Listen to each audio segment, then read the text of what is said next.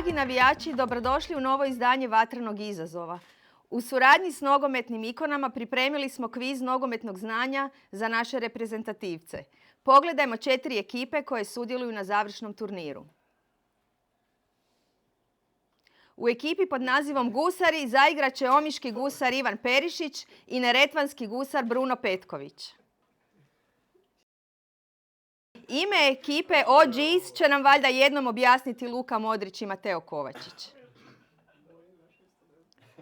Podjednako misteriozno ime P4L odabrali su Andrej Kramarić i Borna Sosa.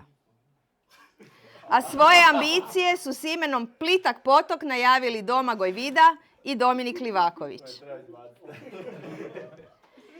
Drago nam je što su sve 4 ekipe ovdje s nama na svečanom ždrijebu na kojem će nam se priključiti osvajač brončane medalje na svjetskom prvenstvu Josip Juranović.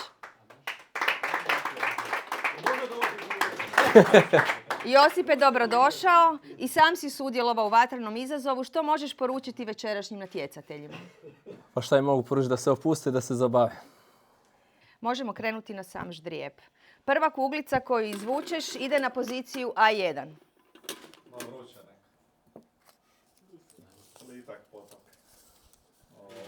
P4L. Druga kuglica ide na poziciju B1 u drugi dio ždrijeba.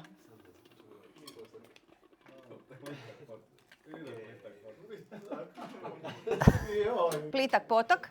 Treća kuglica ide na poziciju A2. I sad smo dobili prvi polufinalni par. OGs.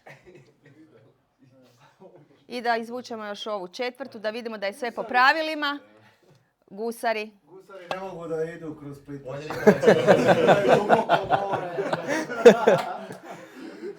Evo Josipe, kakvi su ti prvi dojmovi? Koga vidiš u finalu? Pa ne znam, stvarno, evo ovako kad ih gledam, morao bi razmisliti jako dobro. Ali dajem prednost Plitak potok. Nekako su mi dobri.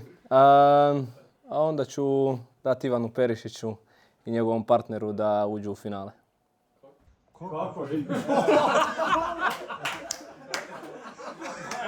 Plitak potok igra protiv Gusara. Igra, pa oprostite. Dobro da zdao njima prednost. Onda bi dao svojim Njemcima prednost. Već su Njemci tvoji. Hvala vam svima na pažnji i sretno svim ekipama u Vatrenom izazovu. Hvala.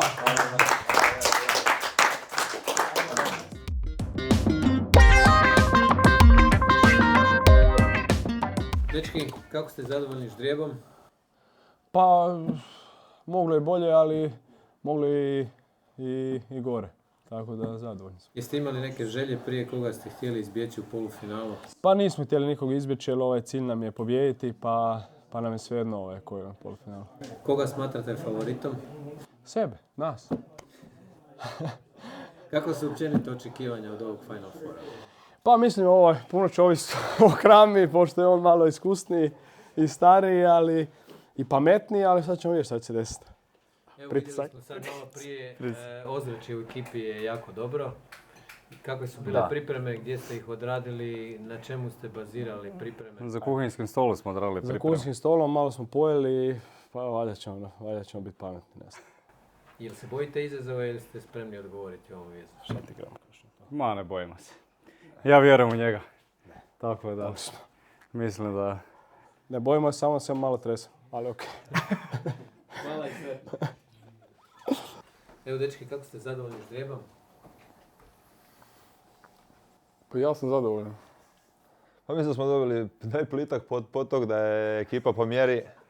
Mislim da će biti gusta borba. Ja mislim da neće. A koji po vama favorit Final Fora? Mi. Da. Kakva su očekivanja vaša? Šta bi vas zadovoljio, koji je rezultat? Pa uvijek na prvom mjestu. Kakva je atmosfera u ekipi? Odlično. Pripreme? Ja očekujem više od svog partnera, on očekuje više od svog partnera. Kako su tekle pripreme za nastup na Final Fouru? Dobro, malo smo išli na YouTube, pogledali koje pitanje iz ovih bivših kvizeva, tako da možda se bude i ponovilo. Ja nisam učio. Sretno. Evo, dečki, kako ste zadovoljni ždrijebom? Pa dobro, šta? Mi gledamo sebe tako da nismo opterećeni protivnikom. Ko je po vašem mišljenju favorit? Mi, ja? Pa da, vidjet ćemo šta je. Mislim da će biti podjednako dosta, vidjet ćemo na kraju. Kakva su vaša osobna očekivanja od Final Fora? Ovog Final Fora, normalno.